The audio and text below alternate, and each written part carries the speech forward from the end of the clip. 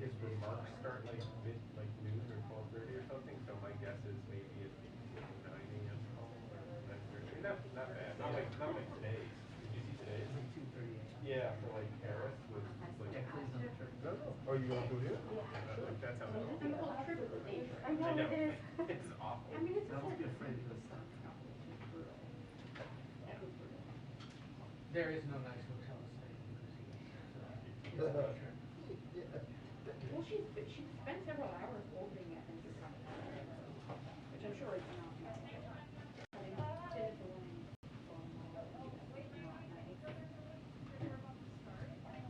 Nice place.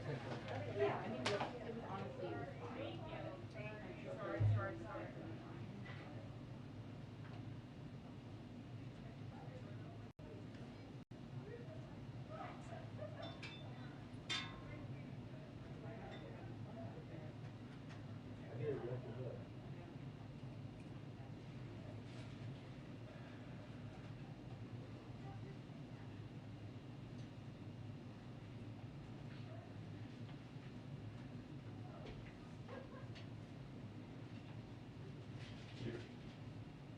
Five, four, three.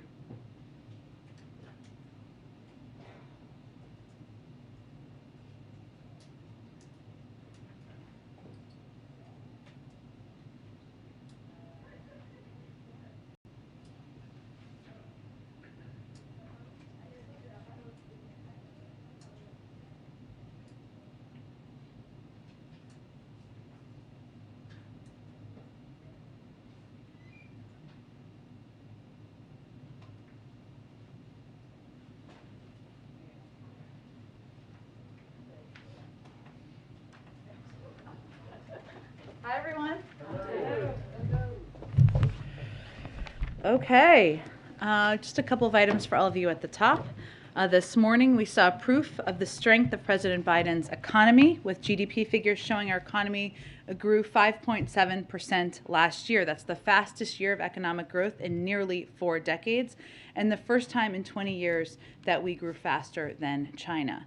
This is a direct result of the president's economic strategy. We're creating good jobs for Americans, rebuilding our manufacturing, and strengthening our supply chains here at home to help make our companies more competitive.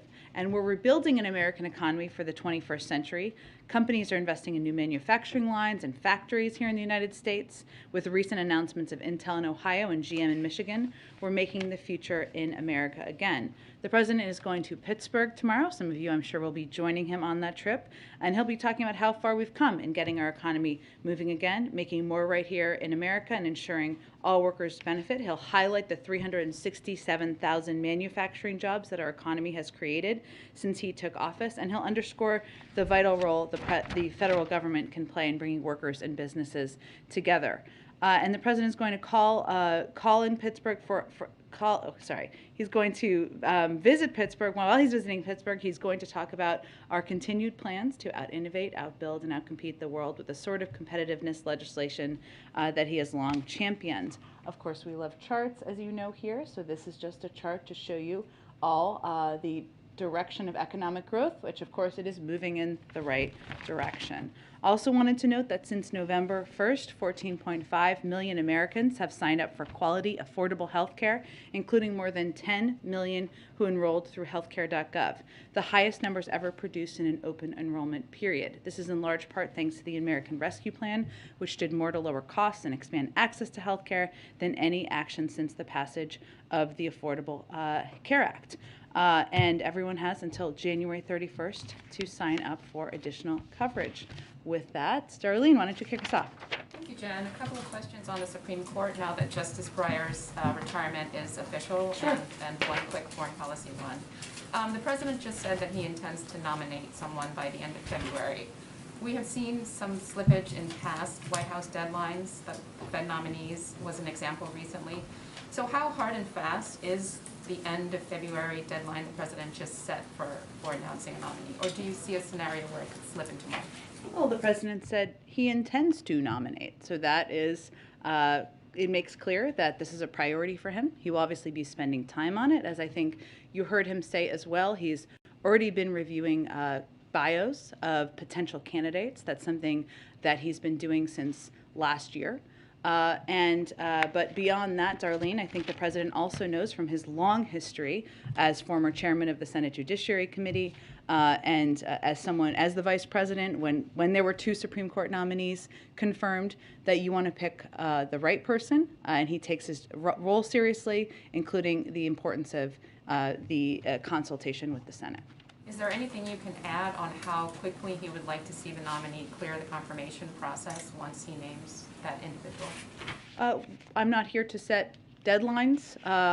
It is clear that the president's focus is going to be, as you heard him say, on the process of selecting a nominee, someone who will be qualified, who, as I think you heard him say, who will be worthy of the decency and excellency of Justice Breyer's legacy, somebody with character, experience, and integrity. And it will be a rigorous process. But that is the next step in the process. And of course, beyond that, he will be working closely with Chair Durbin, Ranking Member Grassley, and other members of the Senate Judiciary Committee to confirm the nominee as expeditiously as possible. One more on that before the quick foreign policy question. He said at the news conference last week that he kind of underestimated the level of GOP pushback to him and his agenda. And we all think that his nominee will not be spared any pushback. So how interested is the president in a bipartisan confirmation vote for the nominee, or would he be open to a Democrats only confirmation vote? Well, Darlene, as you heard the president say directly, he's going to work in good faith with senators of both parties. And there are historic parts of these processes that include the advice, receiving the advice, welcoming the advice from members of both parties, and that's something he certainly intends to do. As you heard him say, I expect we'll have more details on what that will look like in the coming days. And he's also grateful to the Republican members who have already indicated they plan to work with him. But I think we also should be clear about some of the games that we're already seeing indications of out there. We have not mentioned a single name. We have not put out a list. The president made very clear he has not made a selection. And there are, if anyone is saying they plan to characterize whoever he nominates after thorough consideration with both parties as radical before they know literally anything about who she is, they just obliterated their own credibility. So our intention is to not play games. The president's intention is to consult with members of both parties. And his intention is to nominate a qualified candidate who, after completing a rigorous process, who is worthy of the excellence and decency of Breyer's legacy. And then the foreign policy question is, has the president already spoken with President Zelensky of Ukraine? It's happening this afternoon shortly, and I expect we'll have a readout of that as soon as it happens. Sure, go ahead. Who here at the White House is helping the president to sort of lead this search effort? Is this Ron Klain who's helping him go through this process, and would he then be the person to kind of shepherd the nominee through the Hill process as well, through meetings and such? Sure. Well, first, the vice president will play a central role in this process, and the president intends to consult with her very closely. Obviously, she has a long history as a former attorney general, as a member of the Judiciary Committee, and he respects her opinion greatly. In addition to the Vice President, Ron Klain will, of course, play a role. Dana Remus, Cedric Richmond, Paige Herwig, who's a member of our counsel's office, and Louisa Terrell.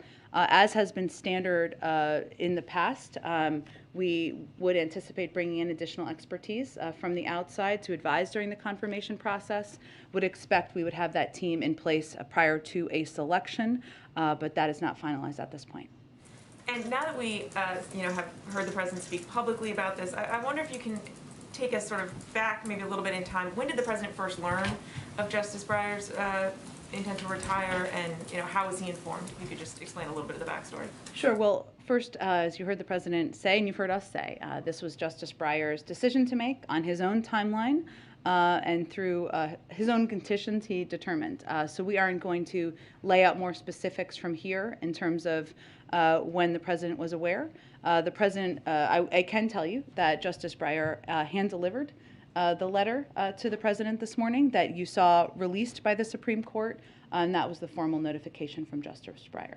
And I asked you about this yesterday, just wondering if you had a chance to look into it, just confirming, is it the White House's view that the vice president does have the authority to break a tie in a Senate confirmation. I know you asked me that. I know there was historic precedent on that front, but I will double check and see. And I'm sorry, I apologize for not getting back to you on that. Go ahead, Ed.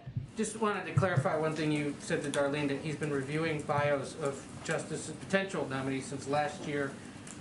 I think for those of us who covered the campaign, it may have been since the transition, no? That he's been reviewing bios? Since the campaign, actually. Yeah. Since the spring of 2020, when he said that he was going to get a short list. I'm aware of when he made that comment, of course, but in terms of when he's been reviewing bios as president, since last year. Now, he was inaugurated last year, so, but he did, as Jen just noted, make a commitment on the campaign, which you heard him say he absolutely intends to deliver on, which is to nominate the first African-American woman to the Supreme Court. Ron Klain and Dana Remus have been involved in consulting with the president and preparing bios for him, and that's something he has looked at since last year. We've never had a president who spent 8 years reviewing judicial nominees as a vice president and 36 years reviewing every judicial nominee before the Senate when he was on the Judiciary Committee. What does he bring to this process as now president that other presidents perhaps haven't, given that experience? Well, without comparing to past presidents, what I can tell you he brings to the role is an appreciation for the solemn importance of his responsibility as president, and a recognition of the historic role that this process plays, including the importance of selecting somebody who's eminently qualified, which he has every intention of doing, and consulting with Democrats and Republicans in the Senate. You know, he is somebody who, and I think you heard him say this, that is why I think he wanted to convey very clearly that this will be a rigorous process, that he wants to seek a candidate who's worthy of the excellence and decency of Justice Breyer's legacy, that he will meet with potential nominees, he will study their records carefully, and he is going to take all of the advice he can get. So what he brings to it is experience and also a recognition of the solemn importance of the role any president plays in selecting a nominee to serve in a lifetime appointment on the Supreme Court. Go ahead. Jen, can you detail some of the groups that the White House or perhaps the president will be speaking to outside of the White House, or that they have already spoken to this point as he goes through the process of coming up with the best possible candidate for the court? Sure. We will be consulting with a range of groups. Obviously, we just announced the justice's retirement today. I can get you more details on that, I expect, in the coming days as that process commences. Presumably there's been some of those conversations have already taken place, I imagine, in some form, right? So can you take There us are behind, certainly like, what does it look like getting to this place? You knew an opening could exist at some point. Certainly, and as you know, Peter, there are a range of groups that have been preparing for the potential for a vacancy on the Supreme Court. I will just reiterate that the president's view has always been that it is up to the decision of every individual Supreme Court justice to determine when they will resign or when they will retire. And that is how he has asked all of us to conduct ourselves. But there have been a range of groups out there who have been compiling their own lists, especially given the president's commitment to nominating an African-American woman, the first to ever serve on the Supreme Court. And certainly we have been consulting and will continue to consult with them about their views. Let me follow up on the foreign policy question. I know you'll give us a readout at some point, but obviously the president goes into these calls with an expectation of what message he wants to deliver. So what is the president's message to the Ukrainian president today as we witness this continued buildup of troops along the Ukrainian border of Russians? Well, I would view this call as part of regular engagement with the Ukrainian government. This will be the third time the president and President Zelensky have spoken in just the last few weeks since December.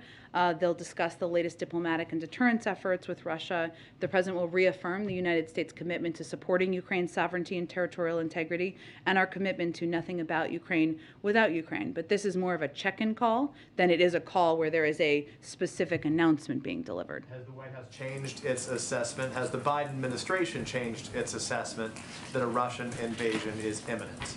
Well, I would say that we have said since last week that we have seen preparations and buildup at the border, and that an invasion could come at any time. Our assessment has not changed since that point. And then can you just talk about, last thought on this topic, which is one of the complicating factors here is that Russia is now surrounding Ukraine from a variety of different places, right? They're not just on the east, they're on the north, they're on the south as well. They're in Belarus. So Yeah. can you describe how that complicates the decision-making process now, or what challenges that poses for you, and just the fact that they are now in a third country in Belarus, what message that sends to the United States? Well, I would say there's a couple of ways we look at that, Peter. One is, as you know, we're continuing to strongly encourage U.S. citizens who are in Ukraine to depart Ukraine because we watch closely, and while we don't and we're not predicting what President Putin may do, we certainly are watching closely the buildup of tens of thousands of troops on the border, and also the fact that we want to ensure there are ample ways for American citizens to depart Ukraine should they decide to leave Ukraine. We're certainly encouraging them to do that.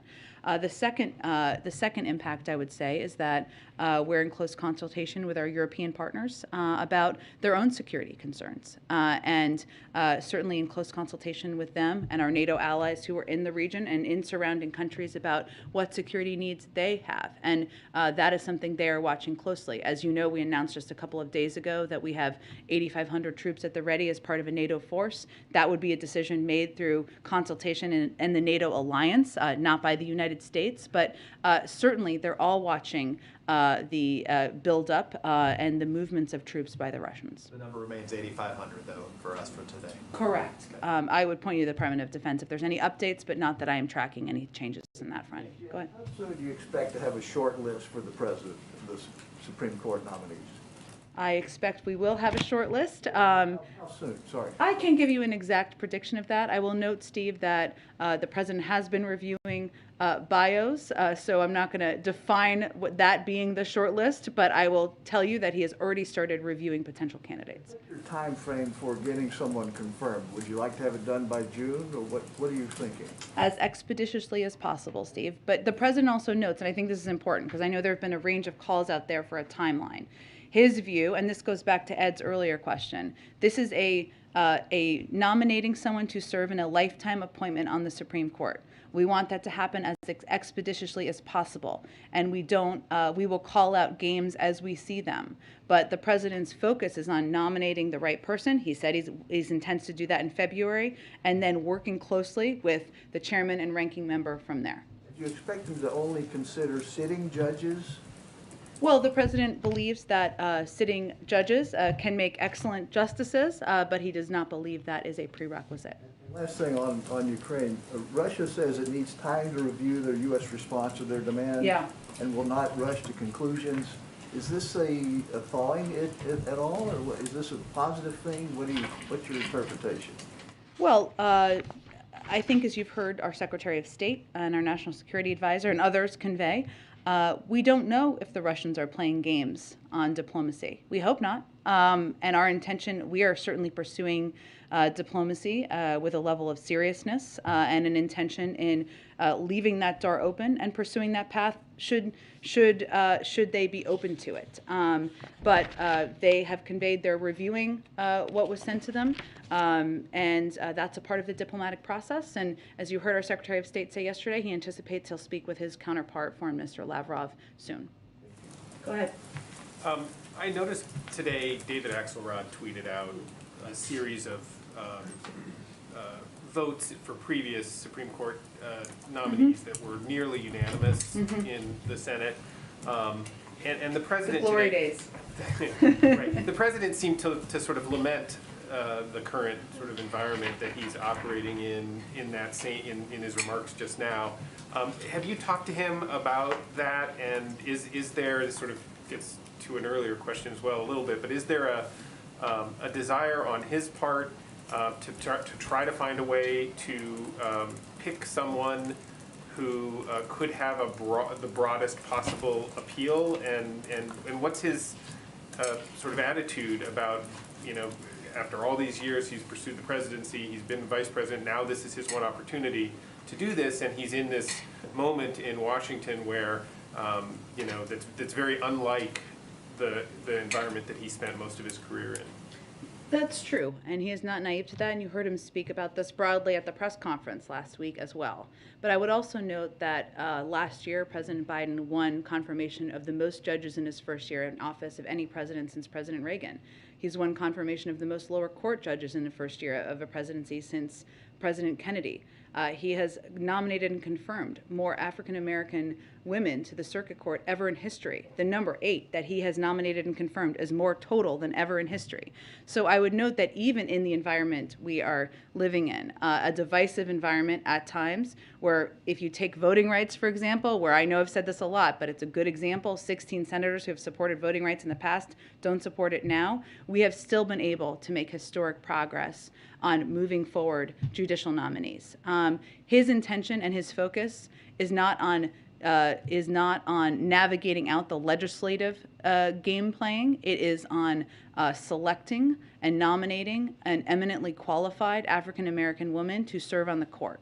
And he will work closely in good faith with Democrats and Republicans on the process, to consult them in advance and then to move through the confirmation process. But that is how he's going to approach it.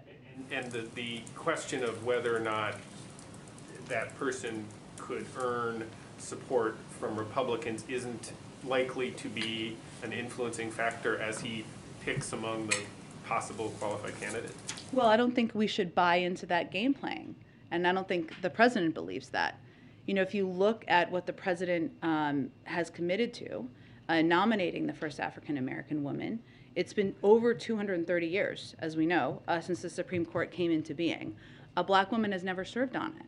And the president's view is that anyone who's saying that that's not possible, or we can't find the most eminently qualified person, that's ludicrous. I mean, that's suggesting that black women should not be a part of the most important court in our nation, that there aren't black women who have distinguished themselves by rising to the top of the legal profession with the strongest credentials imaginable. There are. Many of you are reporting different lists of names of many potentially qualified candidates. So his focus is going to be on pursuing this process with rigor, with the seriousness that it warrants, and he is hopeful he will have partnership in approaching it from members of the Senate. Go ahead.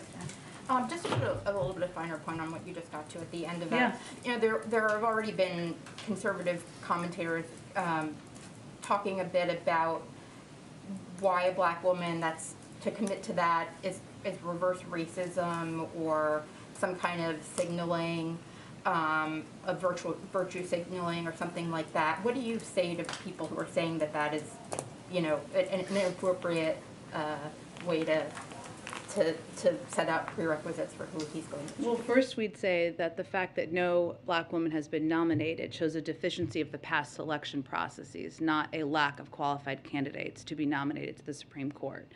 I'd also note, I've heard that some conservatives may be fans of President Reagan, former President Reagan, and when he nominated Sandra Day O'Connor, he said, quote, "Judge O'Connor's confirmation symbolizes the richness of opportunity that still abides in America. Opportunity that permits persons of any sex, age, or any race from every section and every walk of life to aspire and achieve in a manner never before even dreamed about in human history." I'd also note, if you look at the president's own record, not only has he nominated the highest number of black women to serve on the circuit court and the appellate court, but he has also nominated across the board the highest level of Ivy League nominees, right? He has nominated a broad sway of extremely qualified, experienced, and credentialed nominees, and done that by also making them incredibly diverse. And so the president's view is that it is long past time to have a black woman on the Supreme Court, and that it, again, reflects challenges or deficiencies in the past processes. You know, there's also the question that you kind of got at it with the Ivy League degrees point. Is the president thinking about diversity of background? So people who maybe have worked in civil rights work, or who didn't go to Harvard or Yale Law School, or another criterion, is he thinking about their age, and to what extent can you say sort of what ballpark he's looking at there? I can't give you any specifics on the age, but I will tell you this. As a proud state school graduate myself, and the president, as you know, is not a graduate of an Ivy League school. He has also nominated judges from a range of backgrounds. I was trying to give you a sense of how qualified and the extensive credentials of the judges he has nominated to date. But as I noted earlier, I can't remember who asked the question, but he, being a judge in the past, certainly could make a great justice. That's not a prerequisite for him either. So he will look at a broad array of candidates. Can I just ask a foreign policy question? As you prepare for the German chancellor to visit the week after next, does the administration believe Germany should stop blocking Estonia from shipping weapons to Ukraine? And doesn't Germany's position undercut the unity between the U.S. and Europeans that the administration has been talking about so much when it comes to Russia? Well, our view is that unity does not mean identical, and that there are a range of capacities, capabilities, legal authorities that different countries have. And what is most important is being united against the bellicose rhetoric, the buildup of troops, and the potential of Russia invading a sovereign country, the sovereign country of Ukraine. And we have found Germany to be very much united with us in that effort, as we have found with other European countries. Specifically on the Estonian weapons, do you have anything?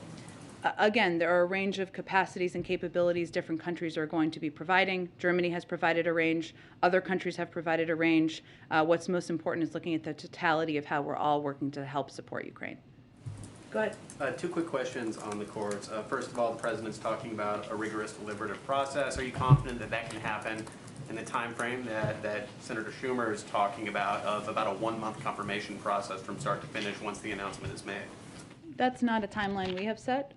What our focus is on and the president's focus is on, first, of course, is selecting through a rigorous process a candidate who's eminently qualified, who again is worthy of the excellency and dignity and decency of Justice Breyer's legacy. And then the president's intention, even in advance of that, of course, is to work in good faith with leaders and ranking members and chairs of both parties to move this process forward. He wants that process to move forward expeditiously, and he is certainly hopeful that everyone will come to the table in good faith. Oh, okay. That was, I care about childcare. But we are not here to set a timeline from here. Our focus is on, of course, the president nominating a highly qualified nominee, consulting with the Senate, and getting her confirmed. But given that that's the timeline that the Senate Democrats are already talking about, is a 1-month process something the White House is comfortable with? Do you think that could work, or do you think that might rush the process? Again, I think I spoke to what our view is. Go ahead. Thanks, Jen. Can you explain a little bit more, first off, why the end of February deadline that the president said? Why did he commit himself to that? What is it about that timeline that appeals to him and urged him to say? I think he was attempting to give all of you a sense of his process and how much of a priority this is for him to put forward an eminently qualified nominee. And looking backward, before today, Yeah. When was the last time that the president spoke with Justice Breyer? I'm not going to get into details of his conversations or engagements with Justice Breyer. Again, it was Justice Breyer's decision to retire, and if he wants to speak to any conversations or his process or notification process, he can certainly do that. Can you say, I mean, have they spoken within the last couple of months? Have they spoken several times over the last year? I appreciate your effort, but we are going to leave that to Justice Breyer to outline should he decide to. And a question on a different note, the Biden administration has approved more oil and gas drilling in its first year than the Trump administration did. In its first year, it set a record for the largest offshore lease sale last year in the Gulf of Mexico and is now preparing several other major lease sales. Can you explain why this administration hasn't done more to curb fossil fuel production on public lands and waters? There are allies in the environmental community who say, look, there are other levers you could pull to accomplish more of this. Well, I would first say we have an entirely different policy from the Trump administration on addressing the crisis, the climate crisis, which I'm not even sure that they acknowledged, certainly not in the same way that President Biden and our entire team has. And we've taken a range of steps, including in advocating for a historic investment in addressing the climate crisis that we are still working to move forward in Congress, but we've taken a range of additional steps beyond that. As you know, Sean, I think, and just to be on the level with everybody, a big part of that is because of court cases and legal challenges that have made it impossible for us to stop many of these leases, and that is the reasoning for it. But I understand what you're saying on the legal challenge, but I mean, some climate activists say that there are other ways, either through reopening the environmental review process for proposed lease sales, delaying them, canceling them outright. Like there are other levers that can be pulled, even in the face of those court challenges. Well, I would say a court challenge is a significant barrier to implementing our intended policy. And that is, of course, not consistent with our policy, keeping many of these open, but we have an obligation to, of course, abide by the law. I would note that there are also a range of steps that we have taken to address the climate crisis that go far beyond legislation and certainly beyond the challenges we have because of those posed by the court challenges, including tackling super pollutants, phasing down hydrofluorocarbons, rallying the world to focus on methane in Glasgow. This summer, we stood with auto workers and America's big car manufacturers to roll out plans to boost electric vehicles. We put America on track for 1 of every 2 cars sold to be zero emissions within the decade. You heard a lot of CEOs yesterday speak to how important addressing the climate crisis is even to their industries. That's something the president is committed to. So I don't think our approach could be any more starkly different from the approach of the former president. Go ahead. The last count that I saw had the president getting 42 of 81 nominations confirmed, judicial nominations confirmed through the Senate. A lot of them, a good number of them had a close margin in terms of the Senate vote. Yeah. Is the president expecting that same kind of unity within the Democratic caucus with whomever his nominee should be, just given how difficult it's been getting unity on other portions of the agenda? Well, again, the president, as you heard him say, hasn't made a decision. The only decision he's made is to nominate a black woman to the Supreme Court, the first in history, one who is eminently qualified, and that is his intention, and he intends to do that once he concludes a rigorous process. I would note that he has found eminently qualified nominees for judges that have been confirmed. 42, I believe, is the correct number, historic number of diverse nominees to serve in judgeships around the country. And certainly he's hopeful that when he puts that nominee forward, there'll be strong support from a range of senators. And a quick note on student loans. I know you hit a good deal on it yesterday. Is the president worried at all about slapping, millions of student borrowers with their, monthly obligations, of hundreds or thousands of dollars toward their student loan payments, several months ahead of an election cycle, when he's then probably going to turn around to those same college-educated voters and ask them to come out and vote for Democrats in November? Well, I think first, no one has been required to pay a single dime of federal student loans since the president took office. I'm not sure there's another time in history where that has been the case in the first year of a presidency. At the same time, our economy is seeing one of the strongest recoveries in history, and the president has also taken historic steps to provide relief and he's canceled $15 billion of student loans during his first year in office. Obviously, as we get closer to the timeline in May, we will have to make a decision about what's next. And we've obviously been clear on what we're preparing for, but the president's going to make these decisions based on what we're seeing in economic data and what we feel is certainly needed at this time in the country. What would you say to borrowers who look at, I think the $15 billion number was one you shared yesterday, of debt that he's canceled so far, and they say he can cancel that debt, why can't he cancel my debt as well, if they're not in the particular groups and classes of borrowers he's canceled for? I would say if Congress sends him a bill to cancel $10,000 in student debt, he'd be happy to sign that into law. Go ahead. I got 2 today. Lawrence Tribe told Real Clear Politics yesterday that he'd likely stand by his past comments that a vice president can't break a tie to confirm a SCOTUS nominee. I know you said you were going to check on the specifics yesterday, so I was just wondering if there's an update on where the administration stands on this. Oh, Mary just asked that question. It's okay. I'm happy to get back to you if we have a legal analysis from here. Okay. And then on COVID, we've seen an effort from a few other countries to include a push for living a healthier lifestyle as part of its pandemic response. There's been studies indicating efforts like weight loss could help prevent some of the more serious effects of COVID-19. Why isn't the president included a push for healthier lifestyles in his COVID messaging in addition to pushing Americans to get vaccinated? Well, First, we rely on the advice and guidance of our public health officials on how to best protect yourself from hospitalization and death from COVID.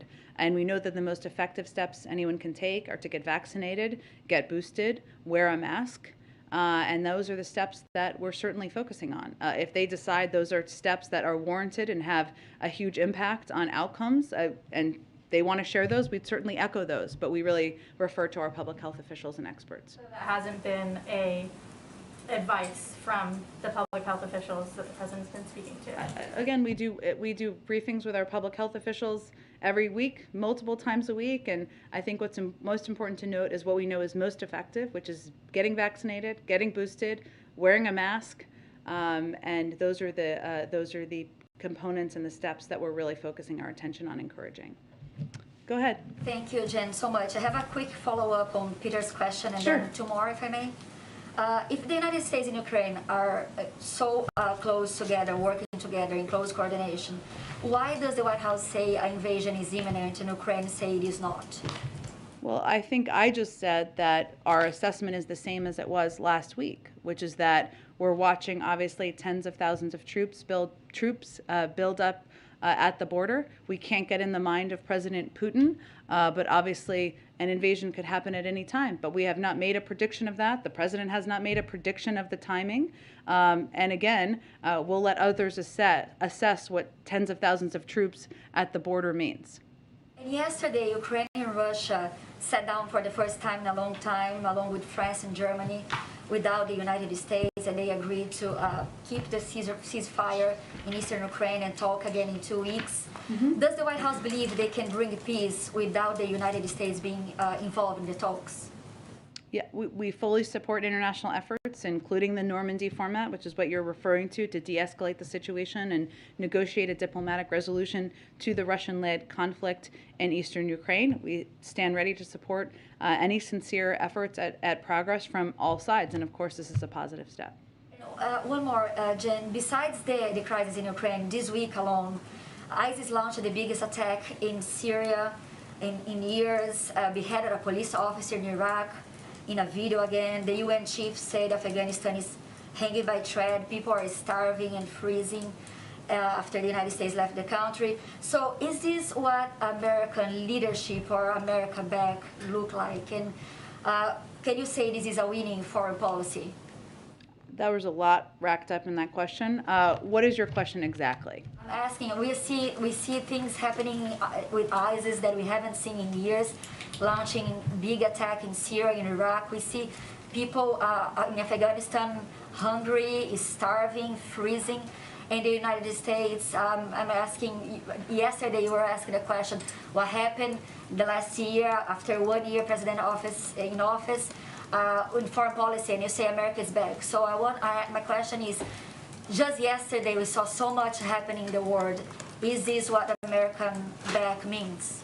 Well, ISIS has been a terrorist organization for many years through the course before President Biden took office. They've been terrorizing people for many years. That is not new as of the last year. And we have spoken out about that at every time when it has been appropriate to do exactly that. I would say the president's role over the last year, as I've talked about a bit in here, has been rebuilding our relationships around the world that have been were frayed during the prior 4 years, reminding other countries around the world that we are a reliable partner, a reliable ally, and the fact that we have had more than 100 engagements with countries around the world at a range of levels and formats as we look to the aggressive behavior of Russia speaks to that, speaks to it doesn't happen by accident. That's why we have a united front as we're looking at the potential actions of President Putin. So I think that speaks to the work the president has done over the past year. Go ahead. A question about Brazil very quickly, my country. So the White House says Brazil is a strategic partner in the hemisphere, but so far, 1 year after in office, President Biden hasn't spoken yet with the Brazilian president. I wonder why that conversation is still, I know there is a lot of other priorities, but why just completely ignoring this conversation with Brazil? I know that Brazil is pushing to have this conversation. Well, our Secretary of State, our chief diplomat, spoke just a few weeks ago with his counterpart about our shared priorities, including a need for a strong, united response against further Russian aggression against Ukraine.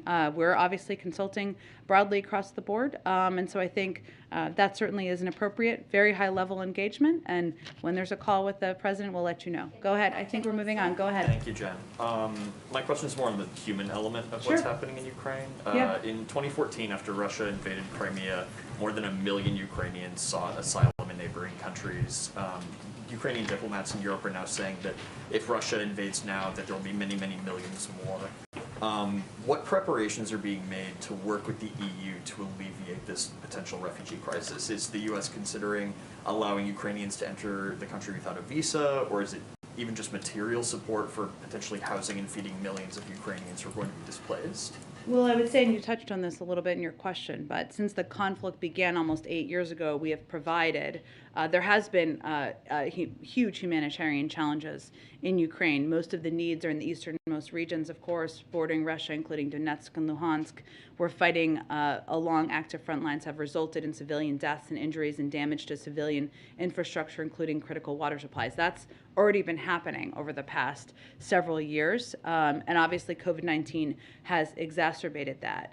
USAID has a disaster expert in the country who's monitoring the situation closely, coordinating with other donors, assessing the evolving humanitarian needs of the Ukrainian people, and liaising with partners to determine what steps may be needed. Now, obviously, if Russia invades, that could create and exacerbate existing humanitarian needs stemming from these years of conflict. And we have, over the course of the last 8 years, provided more than $51 million to vulnerable communities across Ukraine, including nearly $141 million from USAID, food, safe drinking water, shelter, emergency health care, winterization services. And what USAID and our team on the ground will continue to do is assess what the needs are and make decisions accordingly. So I can't predict for you what that will look like. Obviously, our preference would be for a diplomatic path to avoid an invasion, but we have a long history of delivering urgent humanitarian assistance in Ukraine, and we're prepared to do that as needs warrant.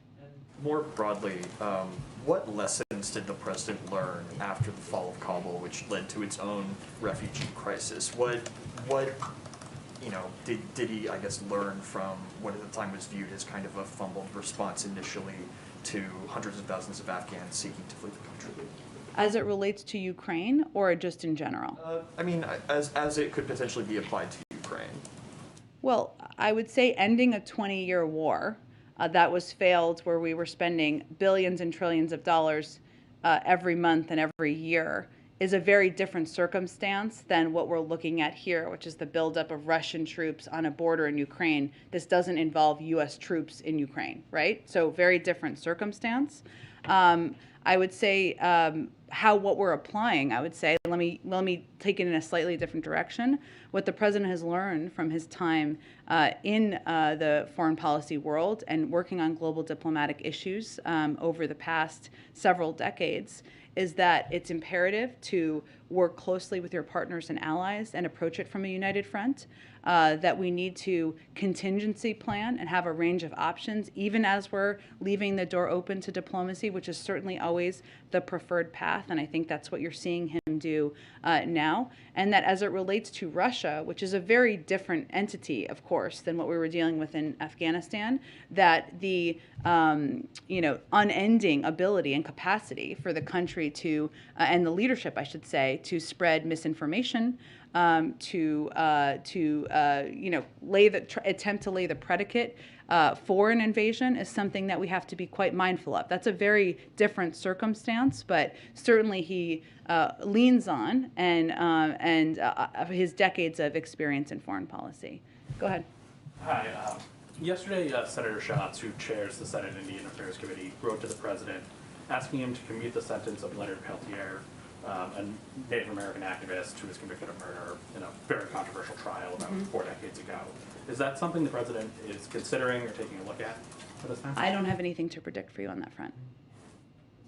Jen, I think we have to wrap up, everyone. Thanks so much. Have a great day. We'll see you tomorrow. Thanks so much. Okay. Everyone have a good day.